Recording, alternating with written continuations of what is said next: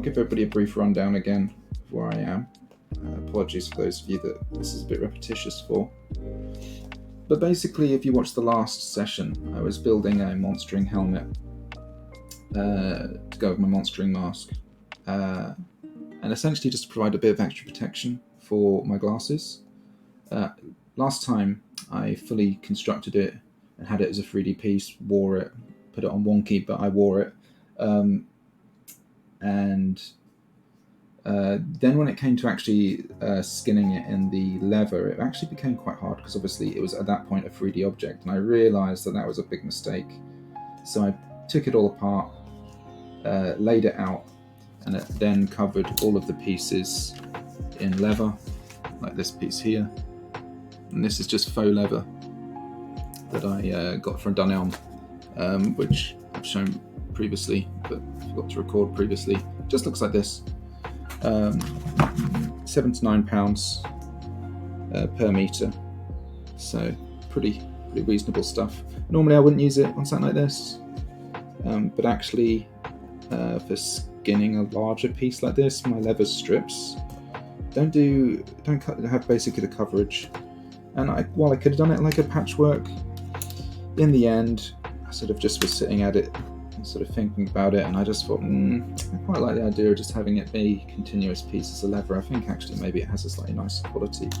And I'm going to come back, I think, and then maybe add a few embellishments onto this once it's all put together.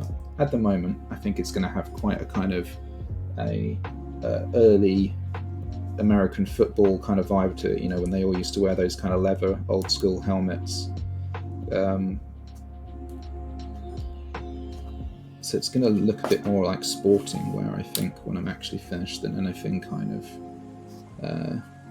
sort of fantasy or on theme or something like that. And I think I'll be able to, just with a little bit of extra work, and probably in a later video, be able to actually kind of bring that more into line with the sort of actual theme I'm going for. So this is very much just the base piece that we're working on now.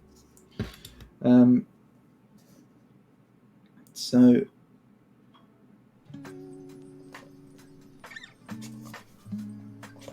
just drawing this all together, and this is just some slightly thick but not overly thick brown thread that has a sort of a nice sheen to it that I think complements this leather quite nicely. And I'm just drawing it together with fairly generous spacing, just to give it that slightly rougher quality. The stitches are fairly far apart. That lets me not worry about any of the, when I'm pulling on it, it kind of potentially ripping anything or anything like that. I feel like it gives me a fair bit of control over how things are moving. Just have to give it a bit of force sometimes, just to sort of pull it all together, make sure that the actual bonds are tight. I don't want it loose. I want to pull it to shape. But you can start to see that it's getting quite a nice shape to it that I quite like, and I think once the bottom panel is on, that'll really tug everything into shape, and I think that's going to really help. And then, as I say, I think I'm going to maybe add some brass or aluminium, probably brass, I think, sort of embellishments, and actually maybe even use them slightly structurally, just maybe sort of pinch things in and stuff like that. I might do some rivets in some places just to sort of maybe give it a slightly studded leather kind of look. But we'll kind of get there when we get there, kind of thing. As I say, this is very much just the base layer at this point that I'm working on. I should have made myself a cup of tea. Before I started.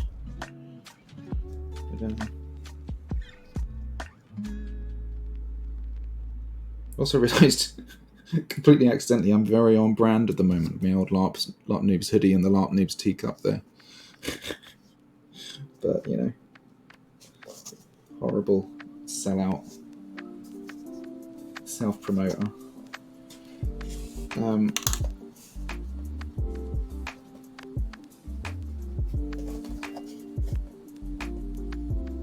So I'm sorry if there's not too much to show in this one. It's just a bit more of a chill out session as we craft here. But hopefully that you can enjoy it. And I'm sorry I did a lot of this skinning off stream as well.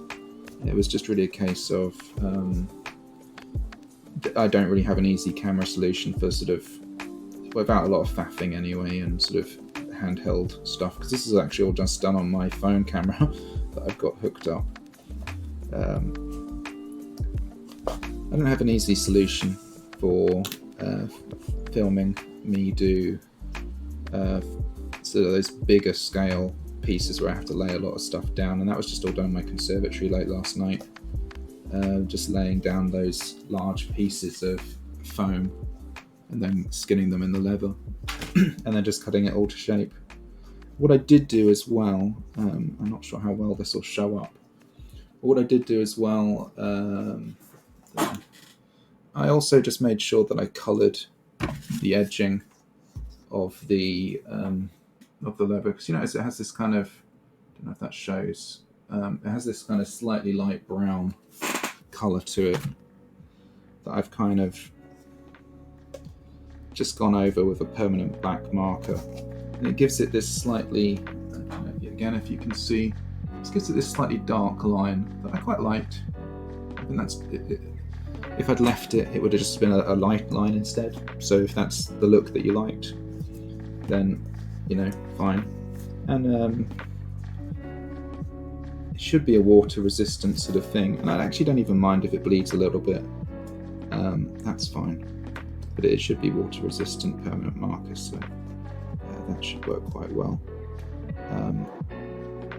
I think that will just give it a nice little quality.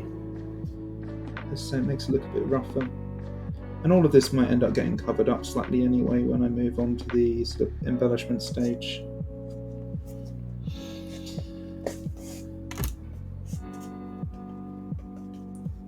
I've also made sure to give myself plenty of string to draw through. On some of these previous pieces I actually wasn't as generous, and it gets a little bit tight towards the end, so you know, it's in a way a bit better to have too much than too little. Then you don't have to sort of be fiddling when you're tying the knots off at the end.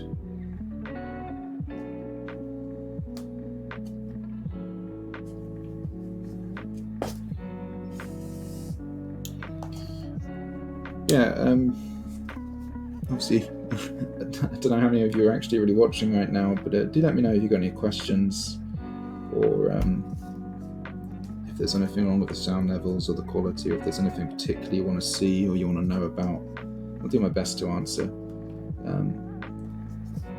Again, this is very much me learning as I'm doing it, so there's no great mastery going on here. There's just an attempt being made at some kind of competence and acceptance that failure is part of the process.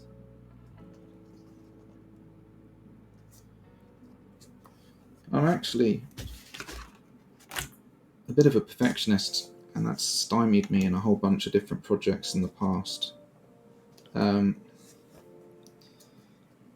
think it's nice to sort of hold yourself to quite a high standard, but you don't want to do that in a way that kind of freezes you into inaction. And I'm definitely guilty of having done that a whole bunch of times on all sorts of different things. So it's quite nice to just work on this and go in just with this understanding of, like, I kind of suck at this, and that's okay. And I guess also all of this is cheap enough that if it really does not work out as I intended, it's not, you know, I've just lost time rather than stupidly expensive amounts of resources. So that's quite nice. I think obviously when there's a kind of a cost involved in the materials you're using that's fairly great, kind of there's a little bit more tension there. But this is all quite affordable stuff. As I said, this faux leather, it works out as pounds or even fractions of pounds to the amount of it that I've actually used on this project. So that's not a problem. And then the foam is actually an inner core of very cheap foam I got, which is self-adhesive foam, I should say, on eBay. That was £3 for 10 A4 sheets. So I used a couple of those. And then a slightly more expensive foam that I got off Amazon for £10 for 10 sheets. So that's £1 a sheet essentially. And that's very thin, but it has this kind of nice quality that I use for the inside. So essentially I take that thicker foam and I've lined it in this kind of nicer, softer foam that is a bit more tactile and not quite so rough. And I've kind of pulled all that together. But yeah, these aren't expensive things. Not expensive tools either. Nice pair of fabric scissors is probably the most important thing. That's really been helpful, having a good pair of fabric scissors. But mine wasn't super expensive. I don't know how much it was, £10-12, something like that. So it's very accessible. Sticky back sellotape. I have two sort of varieties. I have this kind of thinner gauge stuff, which is actually from Hobbycraft. Super easy. Just the good thing about this is double-sided tape. It's actually really bad sometimes to actually separate the two pieces, especially when you've got it stuck down on one end. So I find it's actually the smart thing to do is to actually separate it before you even take it off the reel.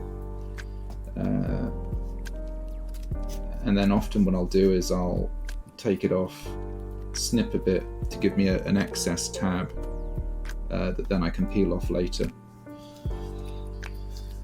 Alright, so I've come to the end of my row.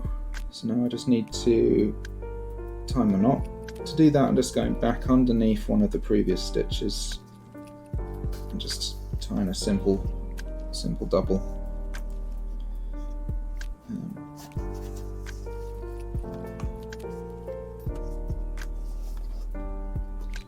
Sure it's relatively tight, and another one.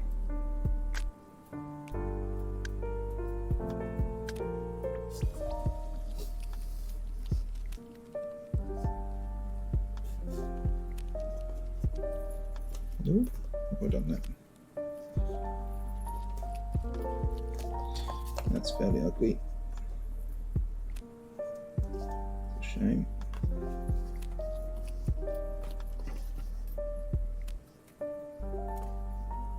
Get any loops, the worst thing you can do is pull tighter like I just did.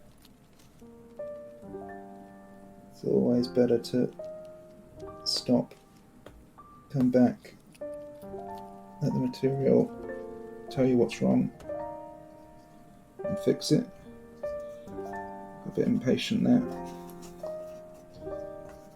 So just separate that from the needle so we can unthread this.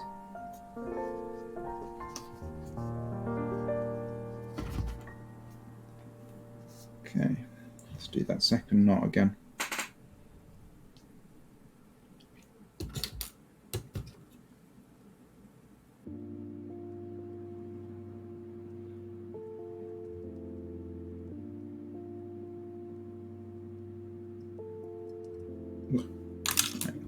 The end's a bit too frayed, so rather than mess around,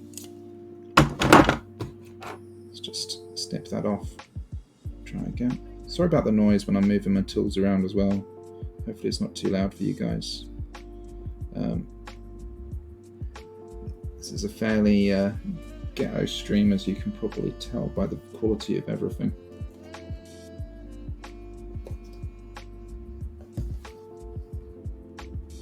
Let's try that second knot again. There we go. There we go. It's tight.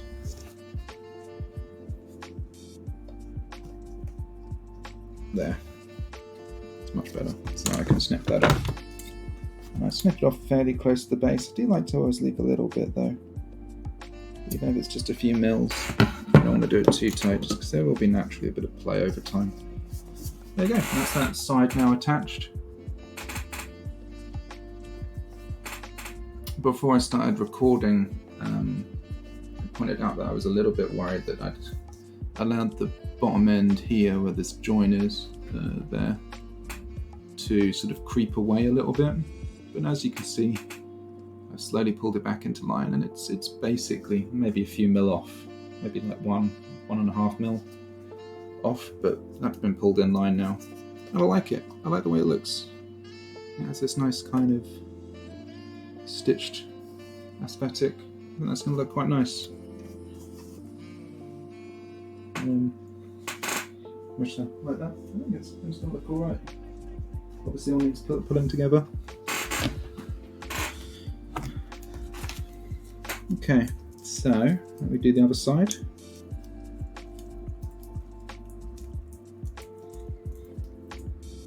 Let me see how we go. When I finish the other side, maybe that'll be the end of the stream. I'll see how I feel. Might come back and do a little bit more later, depending on how it sort of time pans out. This is going to be quite enough for the next side. I do need quite a generous length. So let's just sort that out now.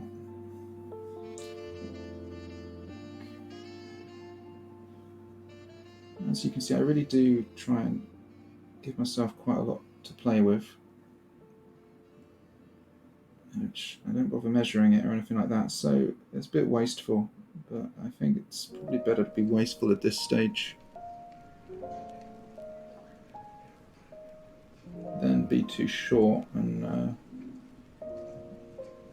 I don't know, well, you can just start a new stitch.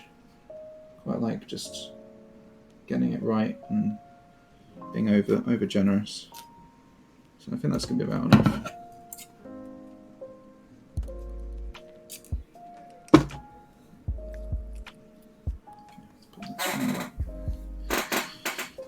Sorry about the creaky chair as well. Okay, so now I'm going to attach the opposite side. That's going to go along here.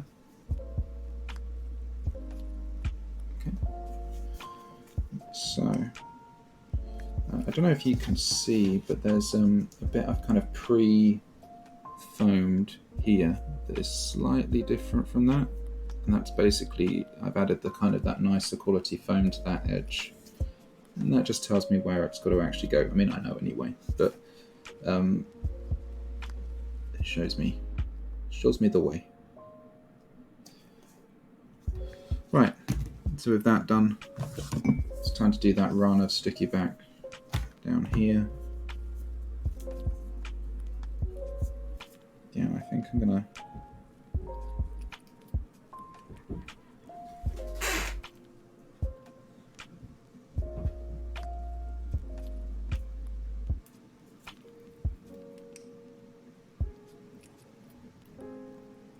such a noise outside, not sure what that was. So if that picks up.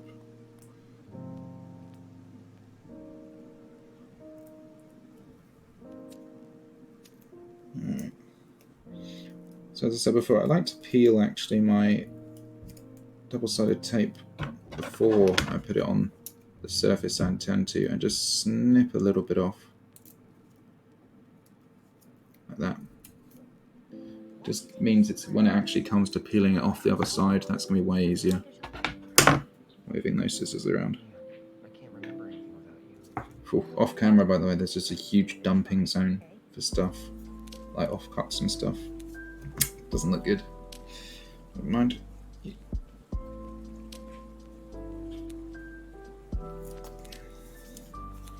Right, so now I just go along that seam.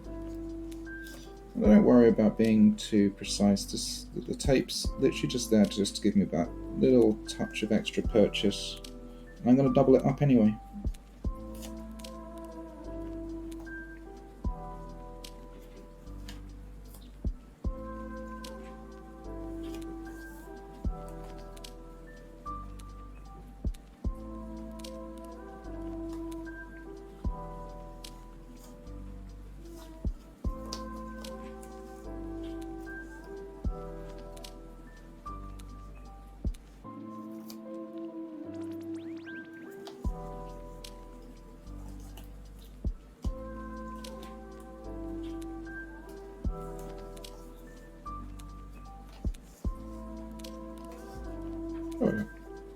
literally did it on the wrong side.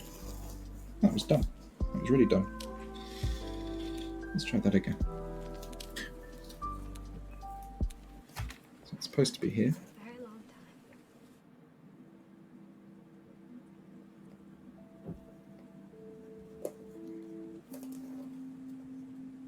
Sorry if you can hear any banging right now. That's just stuff happening outside.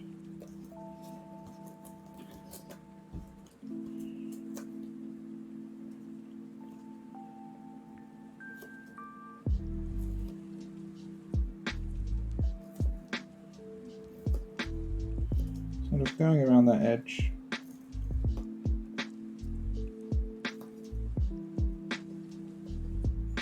Going around that edge just with the double-sided tape.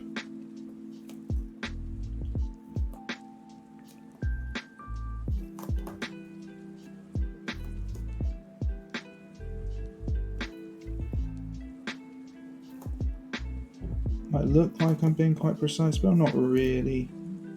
I'm just accepting a few minor errors along the way, but just getting it loosely right, following that edge.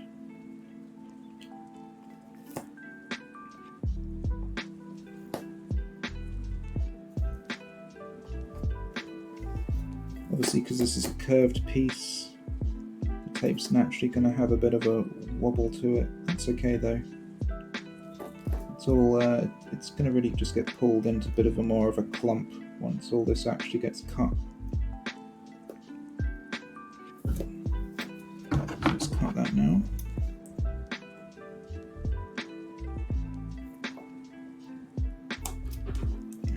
Perfect.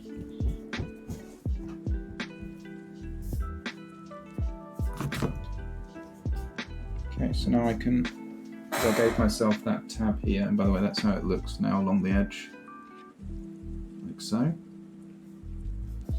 Now I've got that tab, just peel it all off. So that gives me this, like this. And then I need to basically just fold that back in on itself. It's probably going to be folded a couple of times. Sometimes it's better to start from the middle, so I think I might do that this time. I think I started from the outside previously. But just kind of go along, stand it all up. Just push it back down on itself, so it's essentially doubling up the double-sided tape. And just work it around. There's no rush for maximum precision. What I'm trying to basically do is ensure that all of the tape is between that sort of it's between that edge there. I just want it to run along there. And again, it doesn't have to be perfect.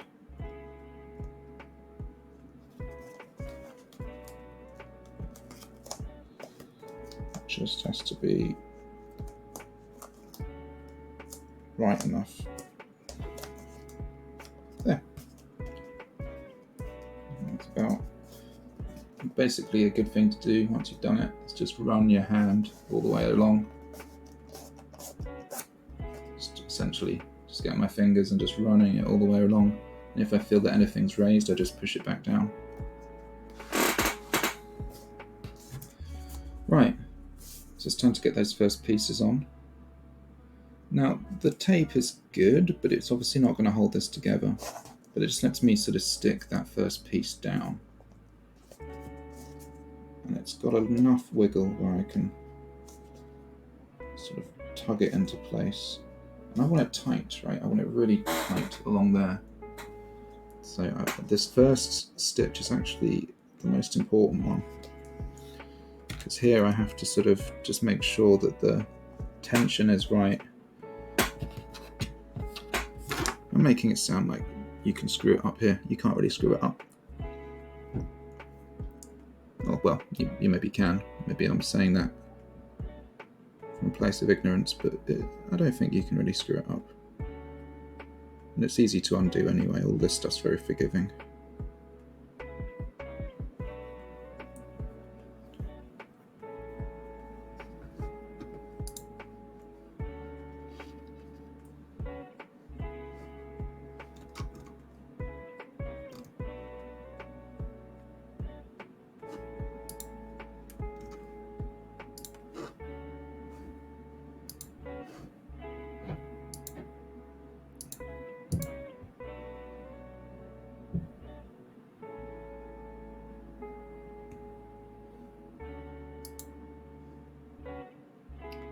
Sorry, just check a few things here.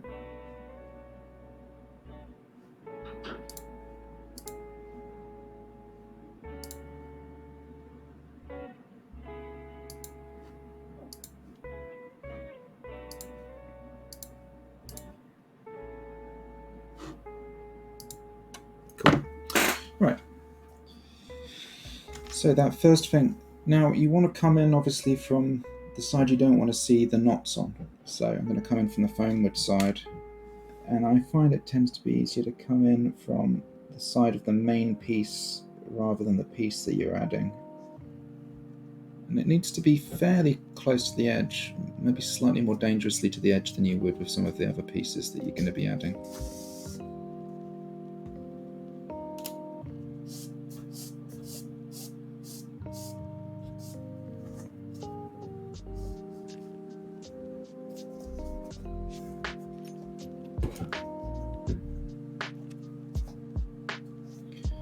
So for that first stitch,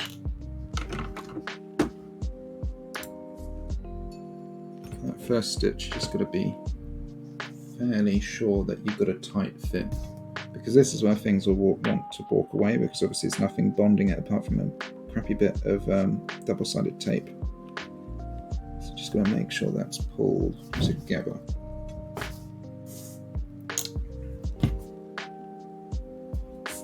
Which hopefully will happen now. So I do apologise if there's a bit of noise. See, I think everyone is using the opportunity to get a bit of DIY and stuff done, which is perfectly understandable.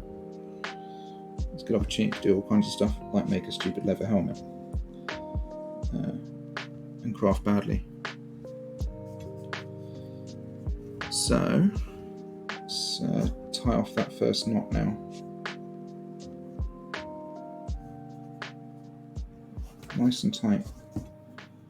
You'll know if you're doing it too tight though, because it's definitely possible to do it too tight. But I think the material will tell you if that's happening.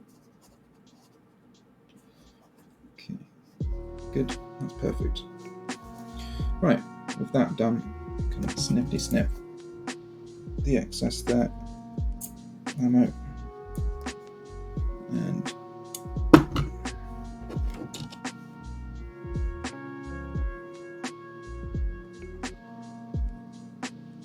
start drawing it all together. So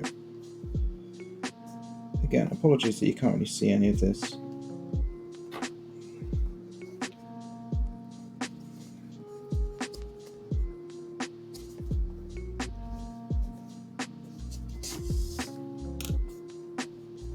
Probably expect a bit more entertainment when Dave's on a bit later. He's going to be streaming at 4ish. He could be continuing his run of the Ashbourne household and The Sims and all the shenanigans that I think we're getting up to there. I think he got some sort of magic DLC, so people are learning spells and stuff. It was a bit of fun. But yeah, I think that'll be a bit more entertaining than this. I just wanted to share a little bit of this process. I felt a bit bad after doing quite a lot of this stuff off camera last time, so I thought it would be nice just to give you guys an update and show you how the build is coming together.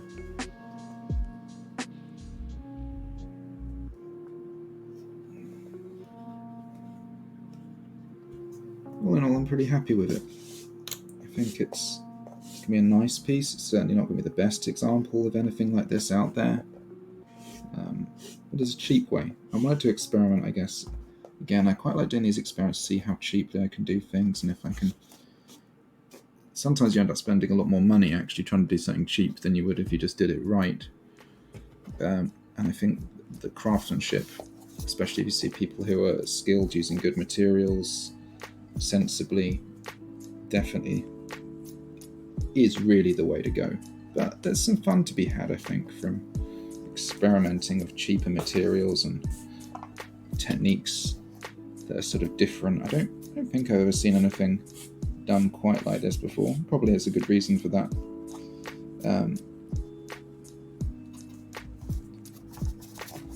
but it is something a little bit different. I think it has quite a nice look to it so far. I'm pleased with it, as I said. And it's been quite relaxing to build and put together, so I can't really complain.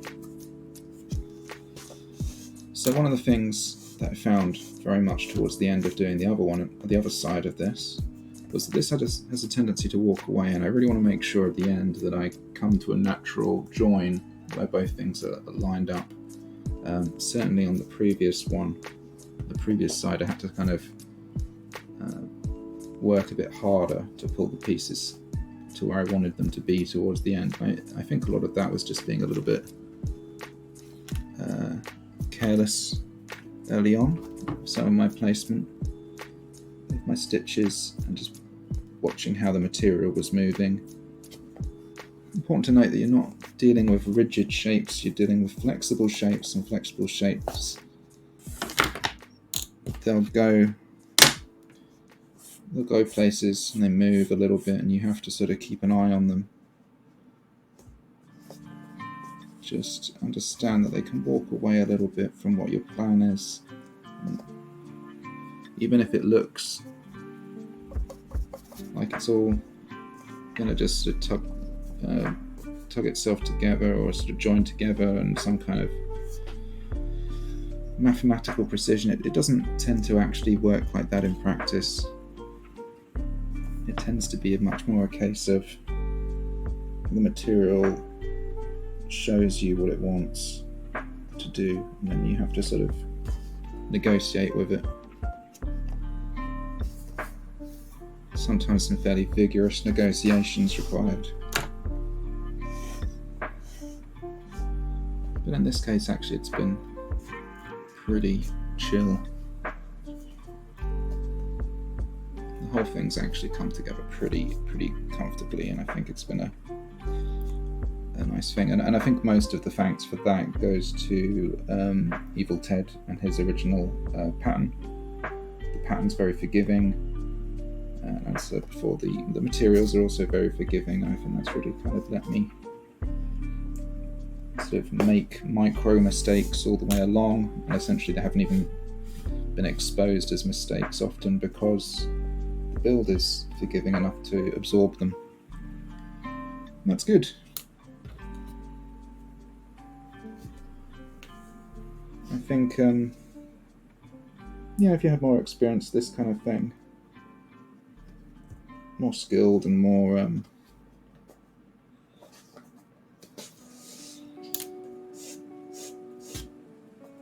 comfortable with what you're doing, I think you could certainly make something more dramatic than this.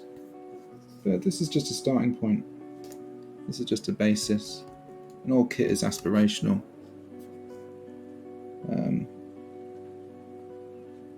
When I first started LARPing, I wouldn't have thought I'd be making a helmet for my monstering kit. That seems pretty far out there. It's very much a luxury item, really, especially for a new player. Especially making one. I would never have foreseen myself doing that. Make sure those stitches are tight. Don't get too loosey-goosey with it.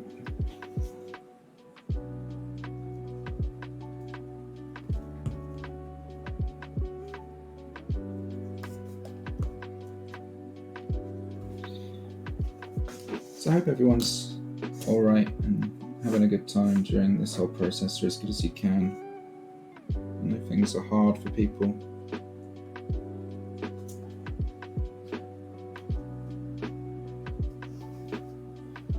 Sorry for any of you that have got particularly hard times.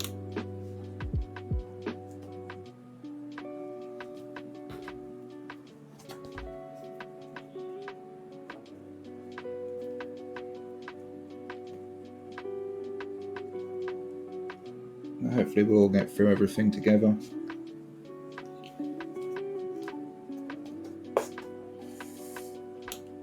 Ultimately, that's how we get through most things.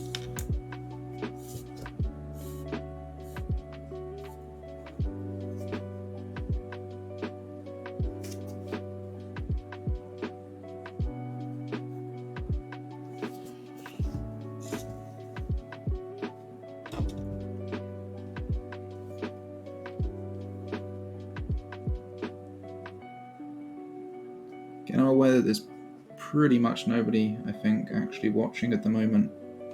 So I'm very much just talking for the benefit of the recording, I think. Which is a bit weird. It's a little bit weird. Essentially just talking to myself.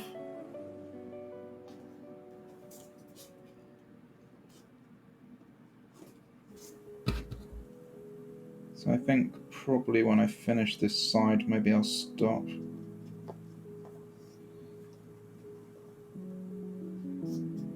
But hopefully those of you, anyone who is watching now, and those of you who watch this later, firstly, well done.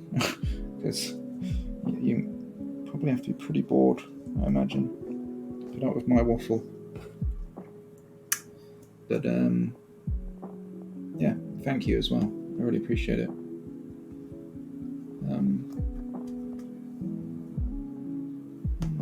Let's pull that one away a little bit more. A little bit close.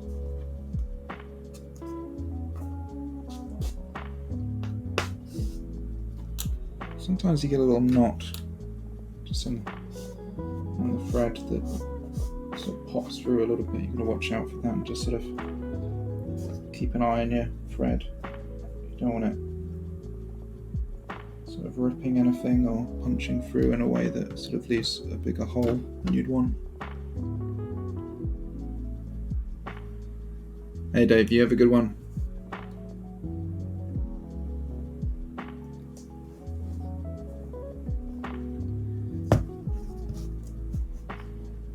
Oof.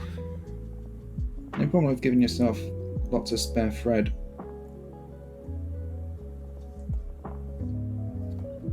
There's hey Finn, Erufin. Oh, and loads of people joining. But sorry, I'm not very good at the whole social interaction thing on this. I'm still getting to grips with the whole streaming thing a little bit. But thanks for joining me, guys.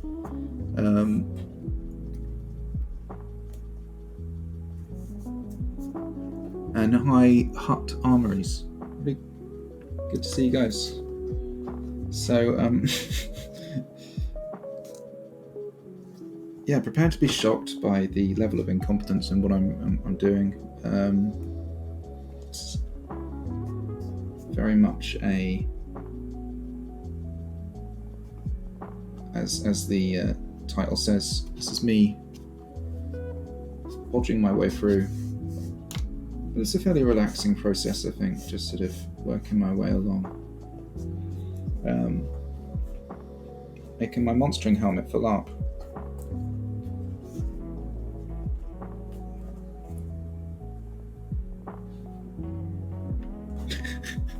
So I am making, a helmet.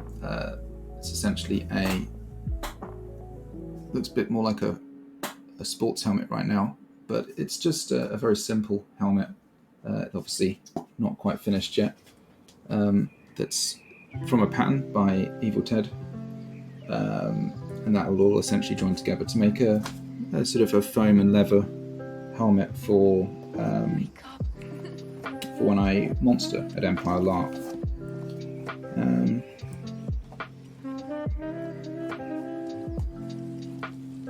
It's the process. I basically wanted to see what I could do with fairly cheap materials. So this is actually really just foam, and that's really cheap. Hey. So Hut Armory says he's working on a helmet as well. I have a feeling, being that you have armories in your name, that you are probably a lot more professional and skilled than myself. So I'm sorry if any of this poor workmanship makes your eyes bleed. But yeah, no, good luck with your helmet. What kind of helmet are you building?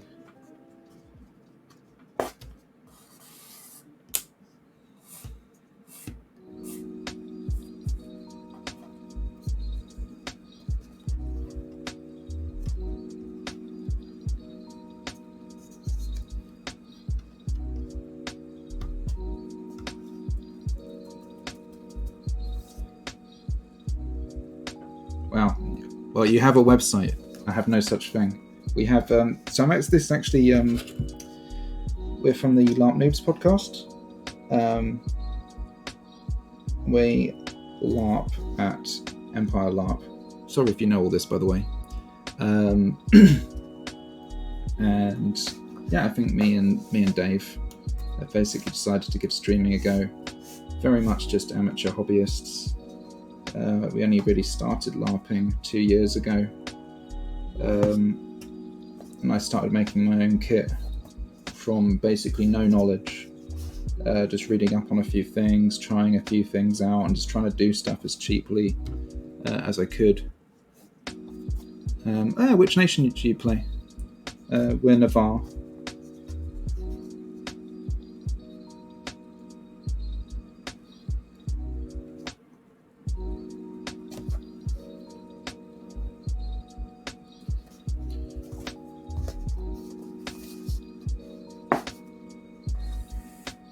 Oh, sweet. So I have some links in there, Zen. So my character Talis, he has sort of a dual heritage thing going on, where like he is Navarre, obviously, because you can't actually have dual heritage. But the whole point was his mother was Urizeni, and he kind of estranged from her. And yeah, a cool nation. For those watching, by the way, check out heartarmories.com. He's if you want to see someone who's he has an Instagram. And I think you will find there much more competent work than anything you will see here.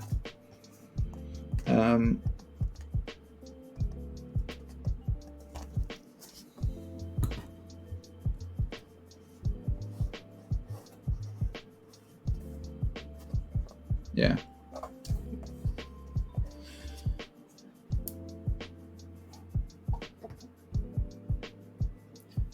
See you, Arafin. You have a good one, man. And hope work goes well and keep safe, alright?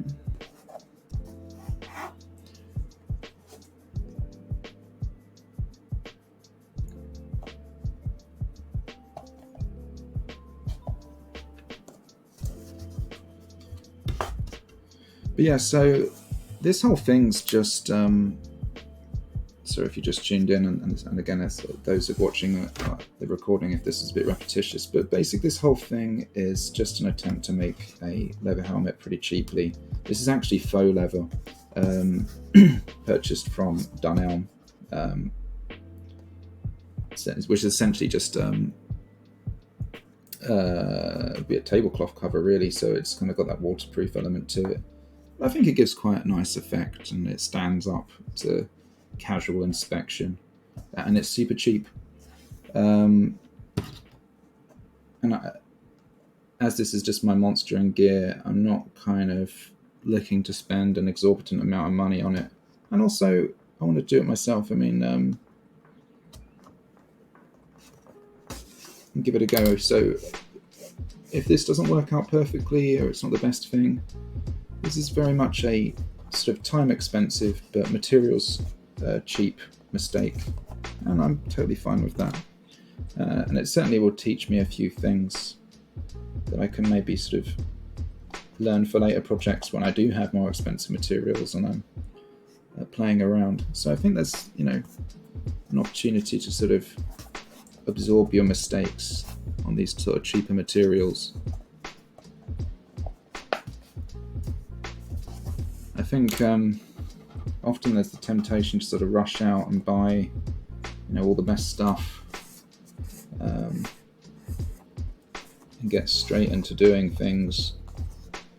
it can get quite expensive that way, and it's important, as I said a couple of times, the first time you do something is probably the worst time you're going to do that thing.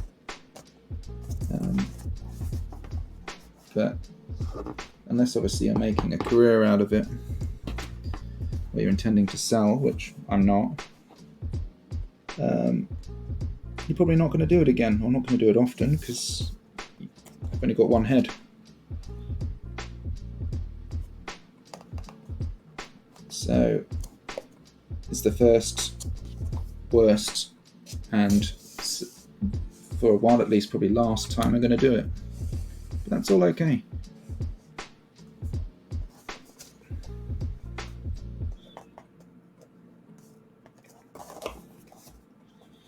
So you can hopefully see that it's all sort of starting to come together. I think when that final piece comes on, that'll sort of tug it into a nicer shape. It's a bit wide at the moment, and that last piece is going to actually sort of pull it into a shape.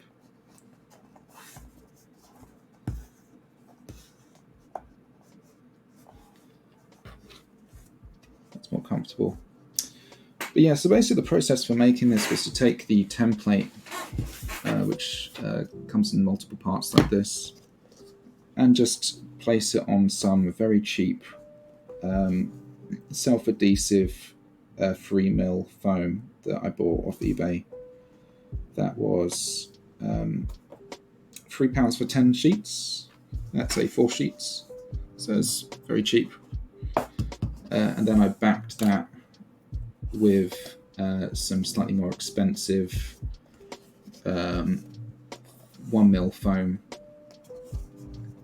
And that gives it sort of a slightly nicer finish on the inside. But it keeps all of that sort of keeps the cost very cheap, because good thick leather can be very expensive.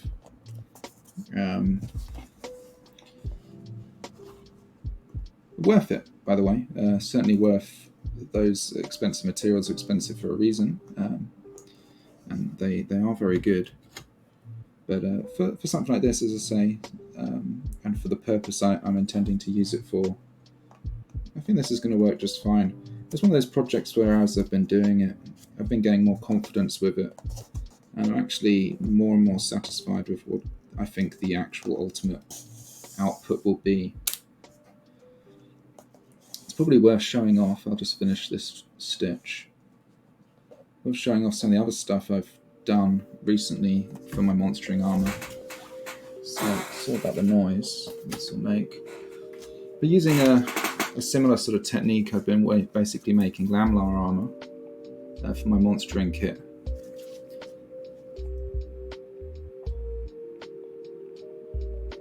Yeah, so this has all been made from scratch. Hey, Ace of Shoop. Sorry about, I'm terrible at names, by the way, so I'm going to pronounce everybody's names wrong. But yeah, so basically,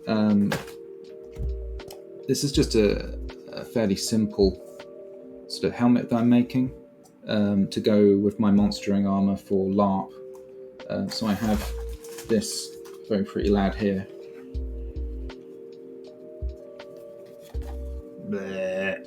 That's my orc mask. So this essentially will ultimately, it's not a very good example, that will go on top of that. It all needs to be pulled into shape more. I've got several pieces still to go that will actually bring it more in line with what the helmet shape will be. It's ultimately going to create something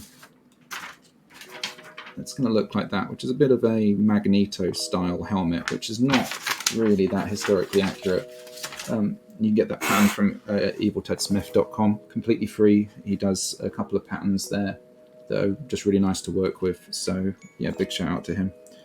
But yeah, taken that pattern, laid it on these kind of types of foam, stuck them together to sort of make a cheap thing. And the whole point is to try and do this cheaply, right?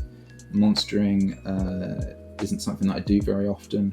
It's not my main character. I'm not trying to make the finest sort of stuff using really expensive materials. I'm just trying to make something that is kind of more different, personal, and also stuff where I don't have to like use all of the stuff at Empire and sort of sort through all the bins and stuff they have there. It'd be nice to sort of just rock up in my kit and just essentially just better sort of sort myself out.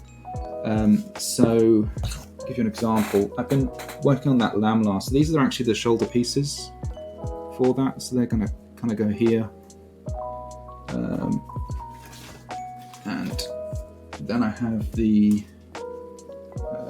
front piece here, which is quite a nice look, I think.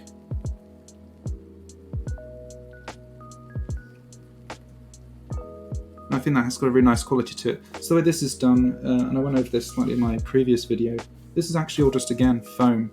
So this is self-adhesive foam that then has been basically stuck onto leather offcuts from a sofa company that I bought by the 2 kilogram bag.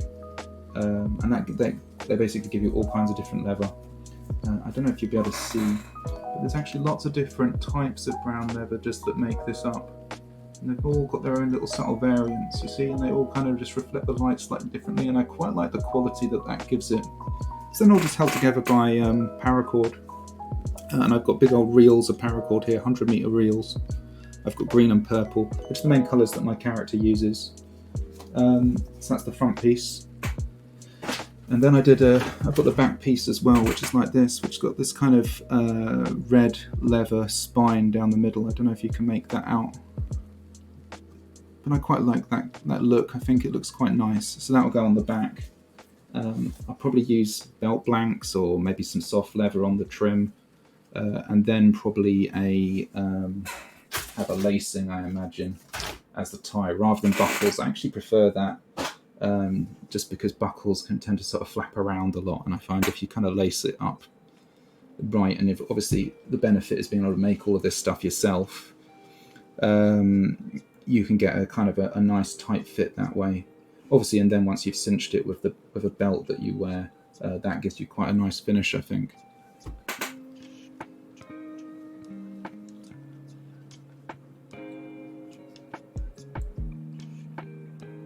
So yeah, the foam, that's a really good question. So the foam, again, I wanted to try and do this all as cheaply as I could. So to give you an idea of expense on some of this stuff, I went to Hobbycraft, which is not the cheapest place to get this stuff. By the way, you can certainly get it cheaper. And bought A4 sheets of self-adhesive foam there. So that's basically just sticky back foam. And it's about 2-3 mil thick. And that's then basically just I've made lamlar, metal lamlar before. Got it buried in my box, but that's basically means I've got lots of spare links like this. That part of a big project I made. I'll get it out just so you can see it. Sorry about any noise this causes.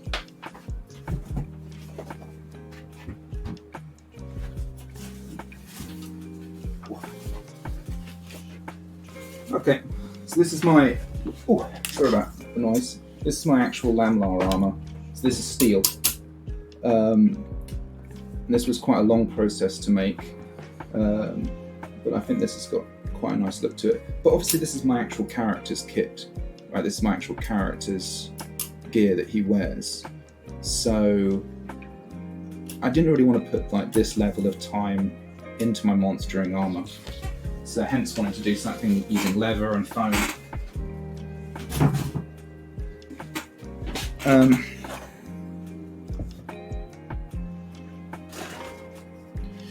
Yeah, so my character plays in a nation called Navarre, and I wanted to kind of try and make heavy armour for Navarre. It's quite tricky sometimes. They don't really tend to use a lot of breastplates and stuff like that. I mean, people do use breastplates and you can get really nice looking stuff.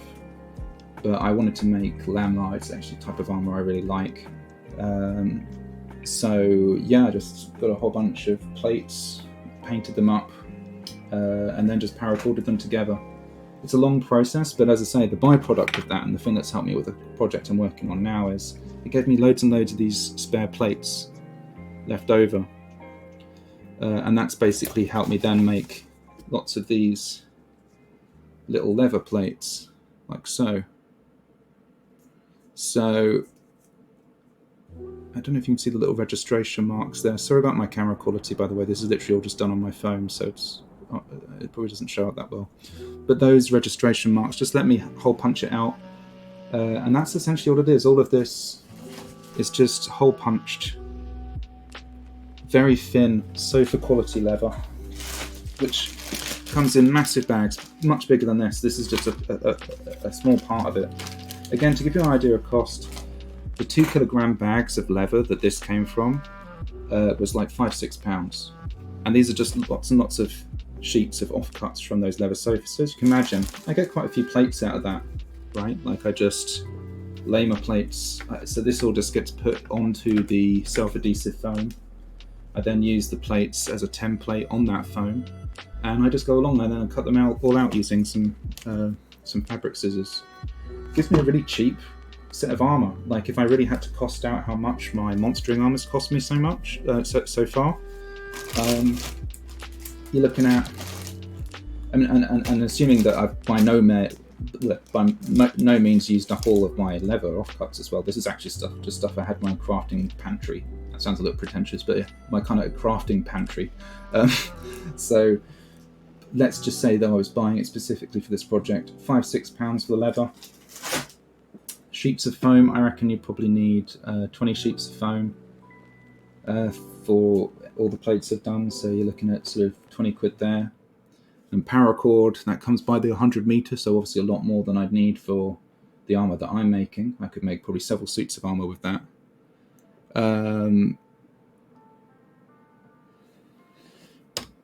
And yeah, so if you price all that together, so that's £10 per roll for that, so 10, 20, £26 we're looking at for the monstering armour that I'm making. Obviously that's without the trim and the final touch work, but I mean, if we really pull it all together, we're looking at an armour that I could probably actually have put together, and I think it looks fairly quality.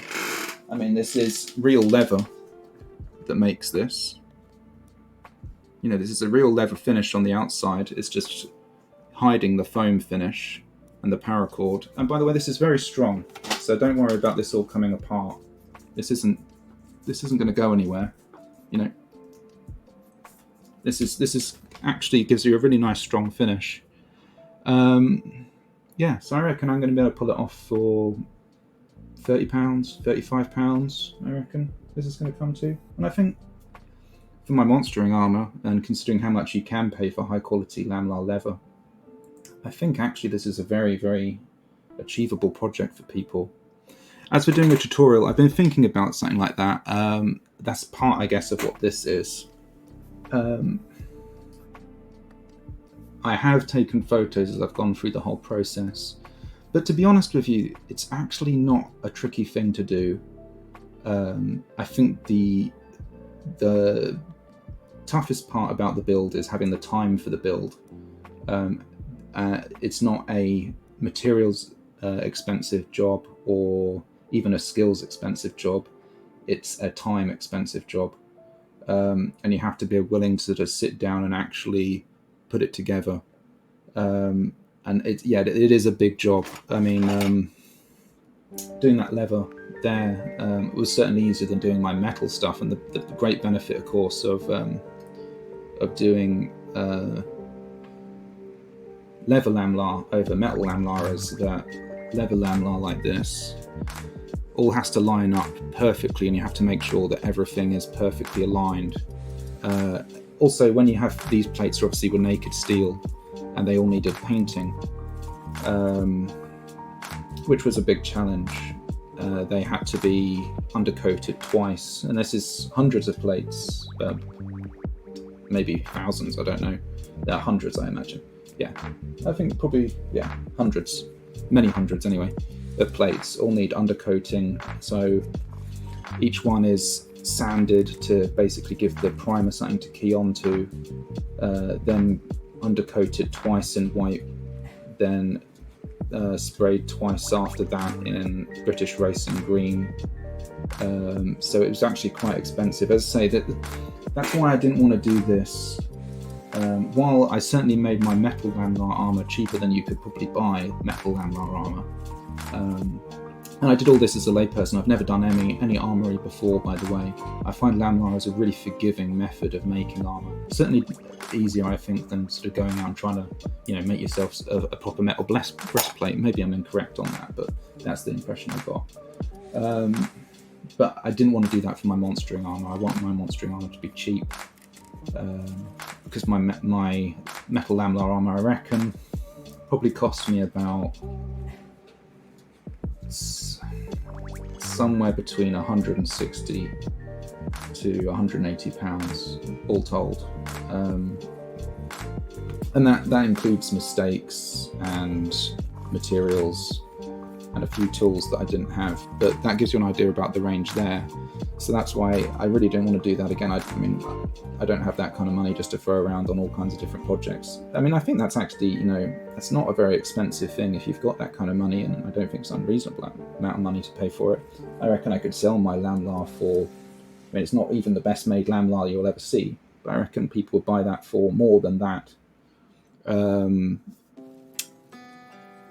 But yeah, I don't have that kind of budget to spend on my monstering armor, so I wanted to find a technique. And by the way, none of this has been tested out in anger, so this may just be a very cheap failure, and I'm fine with that. I think, that's the other good thing about this project, trying to make stuff in this kind of cheaper way. And I was saying earlier that basically this could just be a very time expensive but materials cheap mistake, and if that's the case, then that's fine. So yeah, but right now I'm sort of working on a helmet to go with my monstering armor, and that's essentially just being sort of stitched together. So the other thing is, this is basically made using, and thank you so much for your comments on my armor. I really appreciate you saying that you like it. Yeah, it's I'm coming from this from a place of no real knowledge, so yeah, it's definitely not coming from anyone with any real sort of substantial experience. So you're getting, hopefully you're kind of going to see that I'm learning a lot as I'm actually doing this.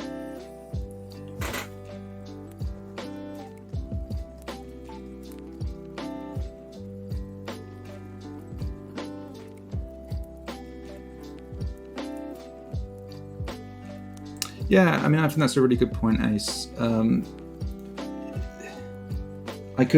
literally would not be able to afford to buy the standard of armor that I've made for myself. And bear in mind, I'm not good at this. And I want to highlight all the amazing crafters who are out there who you can buy stuff from. And it's definitely worth supporting them all if you have that kind of budget and you don't want to spend the time. I think that's perfectly reasonable. But I also want to I guess the reason those of us who do this is maybe we have budget constraints, or maybe we enjoy the process. And it's not always necessary to be like the most skilled, the most experienced person at any of those particular jobs. And you can pick up those skills and that experience along the way. I've certainly got better, and I've got a lot more confidence as I've sort of gone through doing it. So, yeah, this leather that you're actually looking at here is actually not real leather on this helmet. This is actually faux leather that comes from Dunelm, which is like a household shop, and they sell their tablecloths and curtains, material for tablecloths and curtains that you can buy by the meter. And this is essentially a faux leather tablecloth. So it's actually kind of got that waterproof cover on it. Again, I'm really trying to do stuff cheap. I know this isn't the best materials, the best maybe use of materials that you could do. This is all to be done cheaply and to just practice on cheap materials. But that's basically then, again, just using that same sort of self-adhesive foam. In fact, this time even cheaper foam for the helmet. I've got, I'll show you what it looks like. I've got this very cheap, I mean, if you look at it, it looks crap as anything, sheets of 3mm self-adhesive foam, which, and this is pretty rubbish stuff, but £3 for 10 sheets, that'll get my attention. So and there's probably about 4 sheets that make up this helmet, just as an example, and this isn't all of the helmet, by the way. It's got a another piece here. You know what I mean? I think, certainly at a distance, I mean, you'd forgive that. I think you'd forgive that. So, yeah, this is definitely an even cheaper way of doing it, and you could definitely do the same with those Lamlar plates. I wanted a real leather finish on them, but for this, I didn't actually have any leather that came from those leather offcuts that was quite big enough. I was tempted to make it out of like a patchwork of leather and give it a much more rough look, but in the end, I just decided to go for and basically because I wanted to see how cheap I could do it. So this is like buying sheets of this, and this is this kind of faux leather. It's between £7 to £9 per metre, and that's 1 metre by 1.5 metres. So, I mean, you can see if this works, which I think it will, but I can't promise you it will because I've not tested any of it. But if this works, then that's a really cheap way of making what I think will be some respectable monstering armour. So, yeah, hopefully that'll be something that appeals to people. And none of this is complicated. I'm trying to make it as easy for myself as possible, as forgiving on my own skill set as possible. It's all materials and tools that are pretty accessible. Basically, fabric scissors, good floor space, and very cheap knockoff leather and self-adhesive foam. I mean,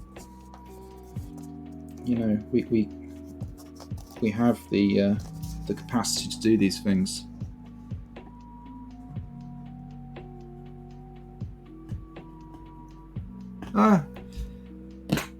Hey Sing. I think this is a really achievable job for people, and as I said, even if this doesn't work, and by the way, this is strong, right? This is strong. This isn't going to just explode, right? Even if this fails, what I've learned through making it will prepare me for if I ever decide to do anything made out of better material, a much more expensive material. If I wanted to buy leather that was this thick that I could work through, then yeah, it would be very expensive.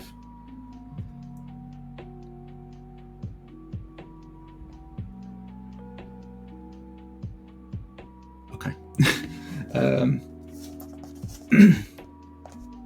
But yeah, so hopefully this will sort of pan out, and I think this is this kind of job is definitely something that anybody could build. I think maybe the biggest prohibitor, and not so much doing this because you can literally buy the pattern for this from Evil Ted for free. I mean, you don't even buy it, sorry, it's just for free. But the biggest prohibitor to making my Lamlar armour, again, which kind of has this kind of quality, is the patterns, which are these. So I'm tempted to actually post up a whole bunch, because I've been playing with Lamlar for a while. These are D plates, by the way, for those who don't know, which they're called D plates simply because they look like a capital D. You can get A plates, no prizes for guessing what they look like, and many other different forms as well. There's a good book that covers all the different sort of shapes of plates called Armour Never Wearies that you can pick up for about £10 to £18, and that's worth a look if you're really into that kind of thing. But to be perfectly honest, you don't need that. I happen to be fortunate enough where I work at a legal deposit library. I have access to a lot of books, so I'm able to get that. I was able to get another book which was the armour from the Battle of Wisby, where lots of Lamlar was historically worn, and I was able to look at examples there. And while interesting, and you know, the price of that book, if you were to go out and buy it, I think it's like £400 or something. So it's like, you definitely don't need that. I certainly had the benefit of being able to look at it, but none of those books really told me anything that I couldn't learn on the internet.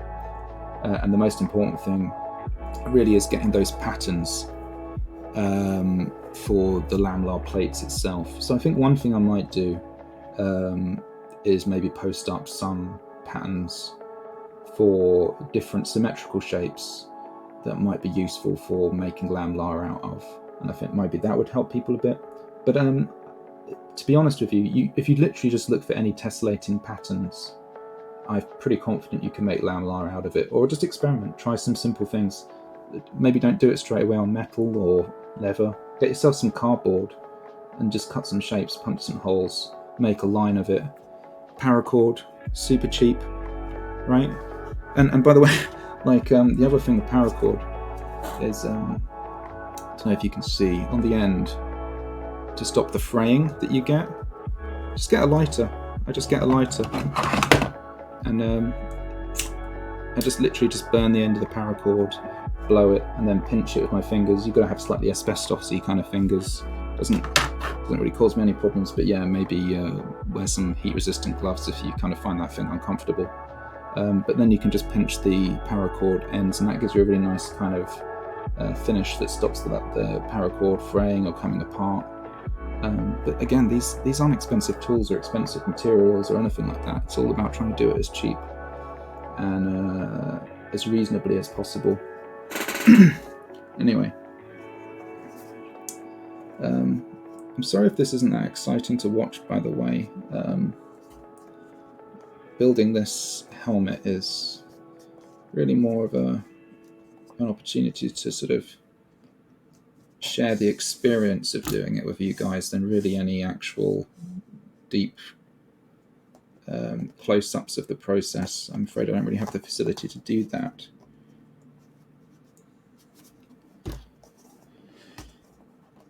And as I was saying a bit earlier, I think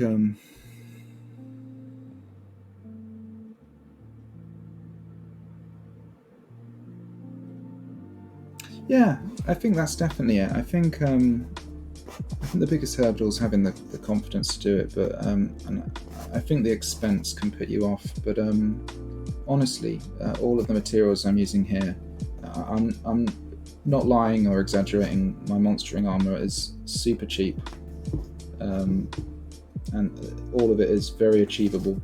Just do set aside the time and give yourself the time. I think one of the things is not to rush. And at any job like this, even just popping these stitches in that I'm doing here, it's a repetitive task, and you've got to approach it with the right mindset and just be comfortable to take that time and you know, treat it more like an opportunity for meditation and thought while you're going through, rather than sort of rushing to the finished product. So if you are going to do it with a view to building something for E2, for example, assuming E2 goes ahead, then I think just give yourself plenty of lead time. With the best will in the world, when life happens and you've got all the other things going on, a job like this can certainly fall by the wayside a bit. And I think that's the hardest thing, is actually just sitting down and starting. Once I begin, and I think that's one of the main benefits about doing this stream, actually, is talking to you guys and sitting and doing it. It gives me a lot of focus on the job at hand.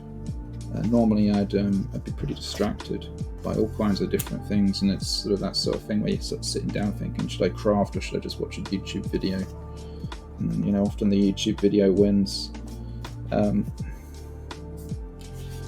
So I said a little bit earlier in the stream, but I'm a bit of a perfectionist, actually, which doesn't really marry up with this new philosophy of trying to do things as cheaply as possible. But that's in the past prohibited me from actually really doing anything, because you're so worried about getting it right that you just kind of stymie yourself.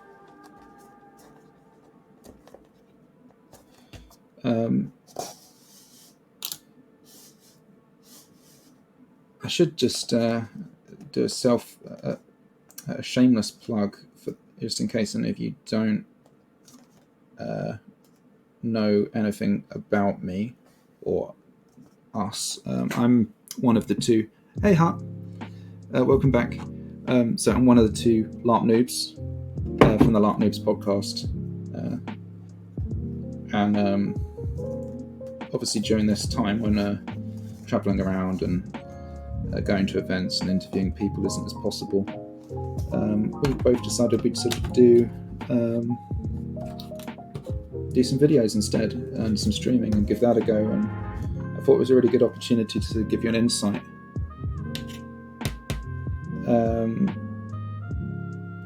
Give you an insight into sort of our process.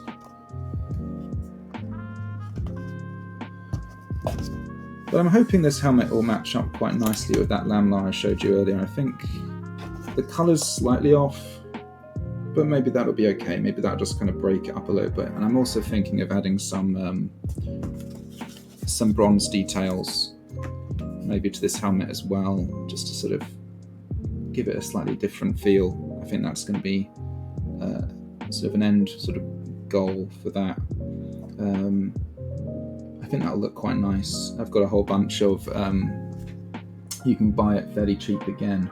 It's modeller's grade 1mm brass, so brass not bronze, that you can buy, which is reasonably cheap. You can buy it by the sheet.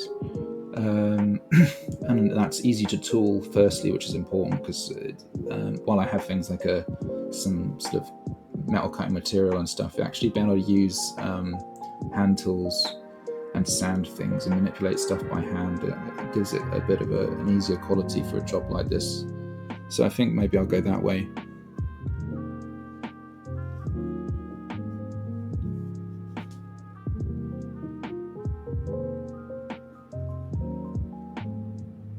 Well, that's really cool, huh? Man, like, yeah, dragon scale armor. Yeah, dude, there's so much cool stuff you can make. And I think that's the cool thing, right? You can let your mind really run. So, did you see the lamlar that I showed off to Ace? I don't know if you nipped out before I got to show that off. So basically this helmet that I'm working on is to go with, so again, sorry if I'm being repetitious here, is to go with this lamlar leather armor that I'm making.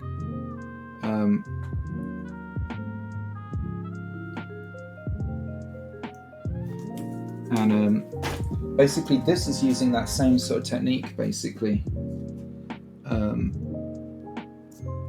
So this is the back piece and this is the front.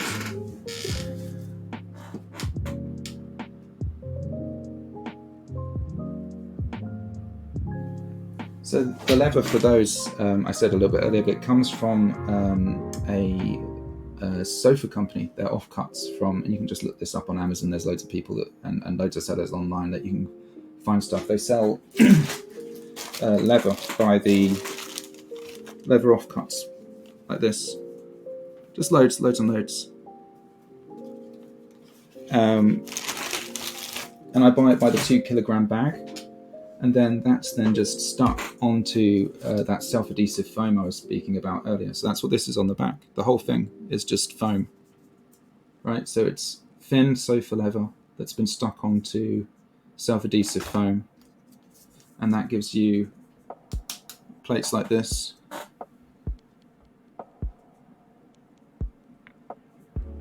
And yeah, I mean, there's loads of different companies that do it, but yeah, it's super cheap. So like a 2 kilogram bag cost me like 5-6 quid. The foam costs very little. So being able to make plates like this, and I think certainly from a distance you wouldn't know. You'd think this was legit. And I think that's, again, I'm trying to do stuff cheap. I'm you know, obviously better materials, better stuff, you can do it.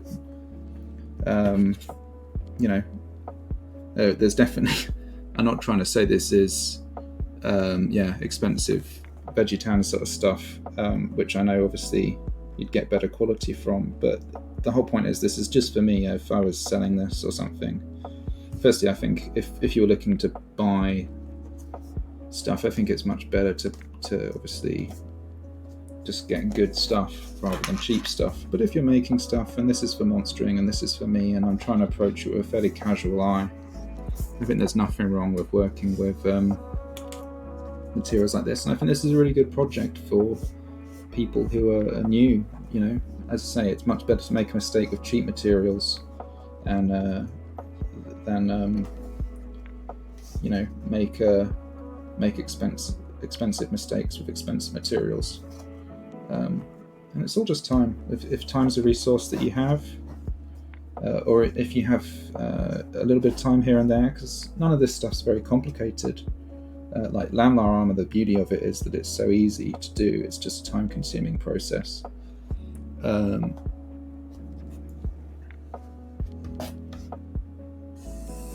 Yeah, I think this is going to look quite nice when it's all finished up, and I think I just really wanted to try something. I haven't really seen this been done before. I'm sure other people have done it before. I'm not trying to say I've pioneered this, but it's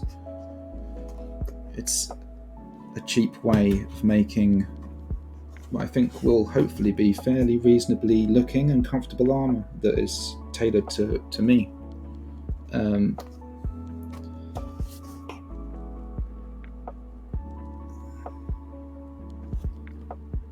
I think, you know, that is certainly a benefit when you have the opportunity to actually make armor for yourself. One of the main benefits is obviously being able to make it so it fits your body. And that's, while buying stuff off the rack obviously is nice, there is that quality of being able to just actually sort of make those little tweaks, those little confirmations that work for yourself.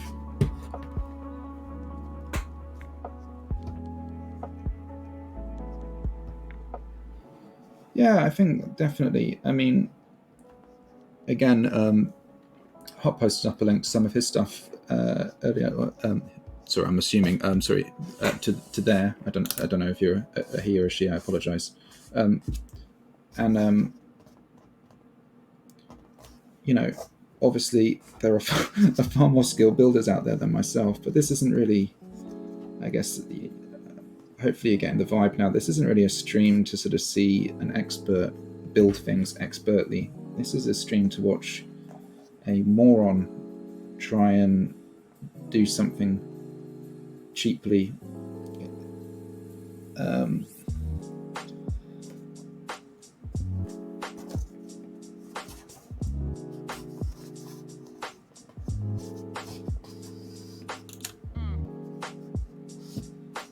Oh, dude! Well, this is my my second suit of armor, so I can assure you, you are more skilled than me. But I appreciate the compliment. I would never want to put myself in the same vein as anybody who tries to do this in any way with any sort of more seriousness than I am.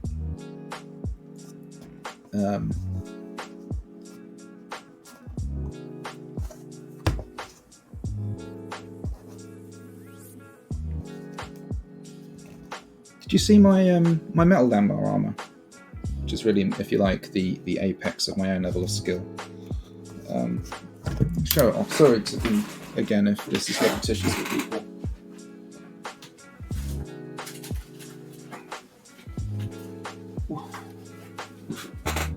So that's my actual proper steel Lamlar set.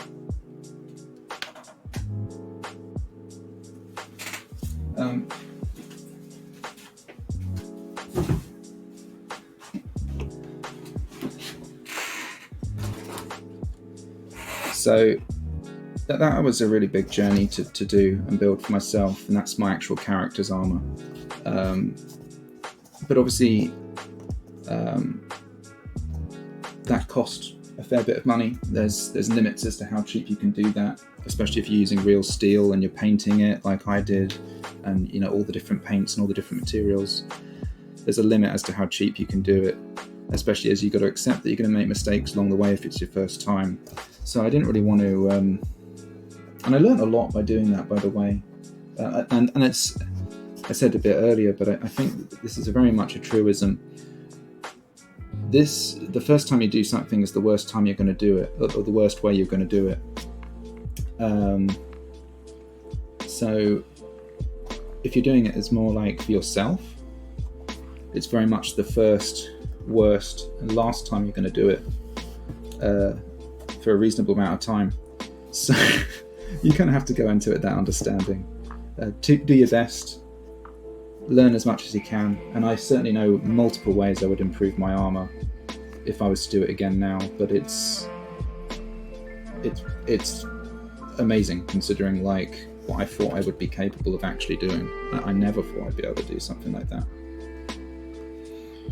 Right, guys, it's actually getting a bit late, so I haven't eaten yet, so I might actually just peace out and go and grab some food in a bit.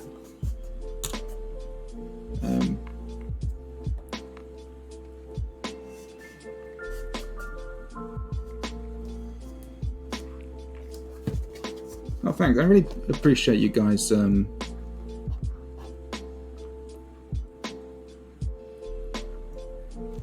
Yeah, I really appreciate you guys liking it. Again, this is just a very kind of chill, Bob Rossian approach, hopefully, to just doing something like this. I want to make it a fairly relaxing sort of thing where we can just, you know, share a bit of knowledge, but also just go through the experience and go through the mistakes together.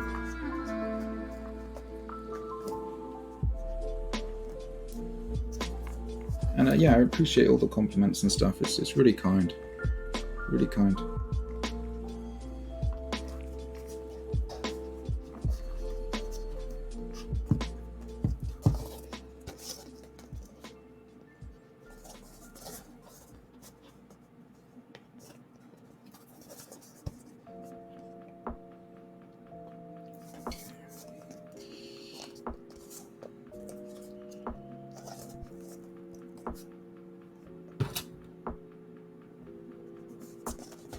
And thanks for coming on and sharing all your knowledge as well, guys. It's nice to have you know, people come on and share their own experiences. And as I say, what you kind of have here is very much just a learning process. Right down here. There it is. Made that stitch slightly too wide for what I wanted, so undo.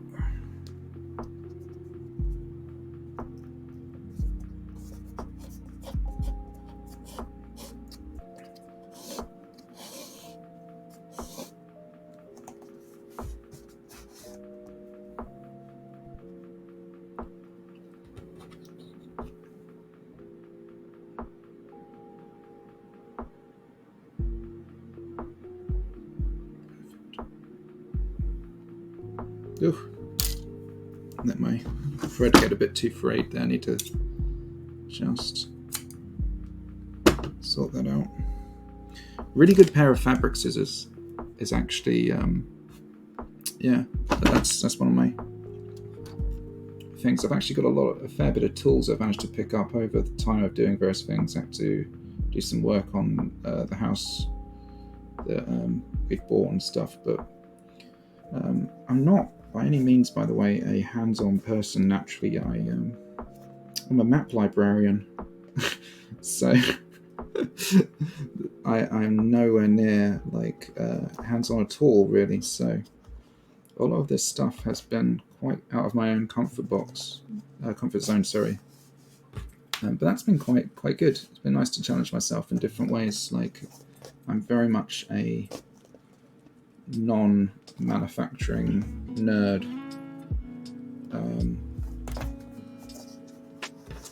Of the most stereotypical nature.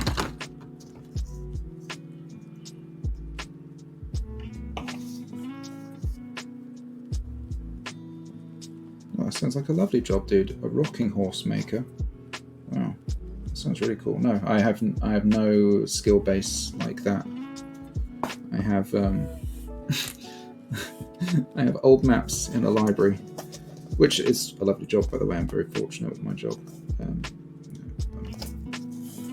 Super blessed to work with all the stuff I get to work with.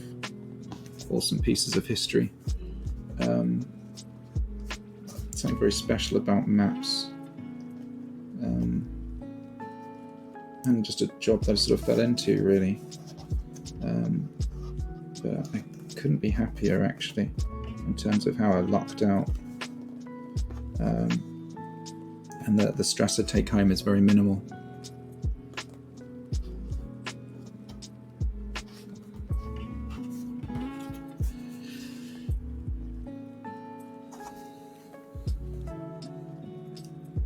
to be honest with you, most people who come in know a lot more than I do.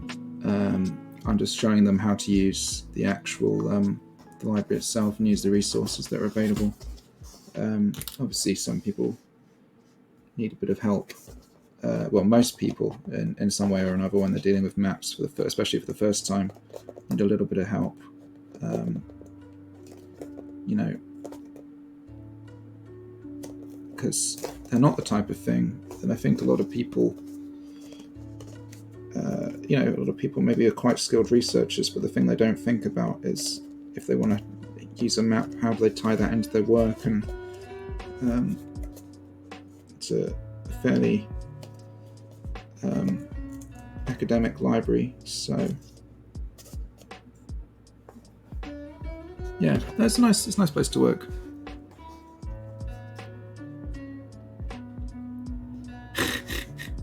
Hey, I think this is something that actually pretty much anyone can do. I don't think there's really any restrictions to making this. It's got a nice sound to it. It's, starting to sound a lot more robust now. It's getting some rigidity. It's quite strong. Anyway, guys, I think if you'll forgive me, and I'm sorry to kind of now I've just picked up an audience actually of some awesome folks, but yeah, I need to grab a bite. But tune in to my friend's stream at 4. That's Dave the Larper. He'll be doing something very different. He's going to be playing The Sims and doing a playthrough with all of us as different characters and all the different shenanigans we get up to. So that's a very, very different thing to what you're looking at here. But yeah, keep sharing experiences, and hopefully next time I come on, this will be a little bit more advanced. Hopefully I'll have all the other pieces attached. But yeah, thank you so much, and I really appreciate everyone's time. And hopefully you've enjoyed it. I know it's probably not been the best way of showing off what exactly I'm doing, and maybe you haven't been able to pick up any actual sort of techniques or anything from it.